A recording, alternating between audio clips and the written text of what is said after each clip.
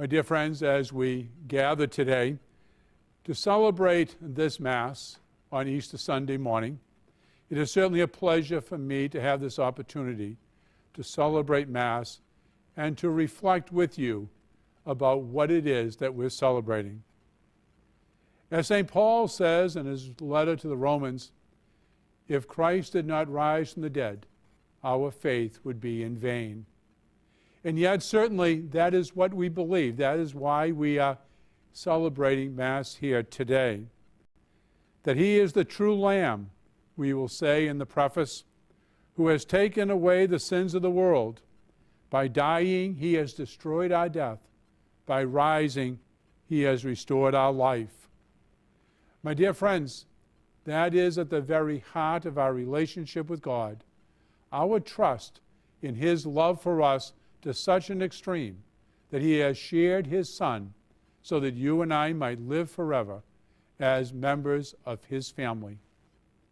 Indeed, St. Paul, in the reading that we heard from the Colossians, he reminds us of that we need, because of what we believe, we need to think about the things of God. We just cannot take it for granted, my dear friends. God has done His part and invites you and I to do our part. Certainly to be responsible in our everyday lives, our relationships with family and friends, but also to be working towards a closer relationship with God Himself as we reflect on what He has done and continues to do on our behalf. God has provided for us so richly, and especially in a unique way with the celebration of Mass. For as we celebrate Mass, my dear friends, we are renewing the role of our Lord in the sacrifice, the oblation that He offered, and therefore we are partaking of it, offering it anew in our own lives so that we might come closer to the Lord. And so today on Easter Sunday, share that news with others. That's certainly what the early church did.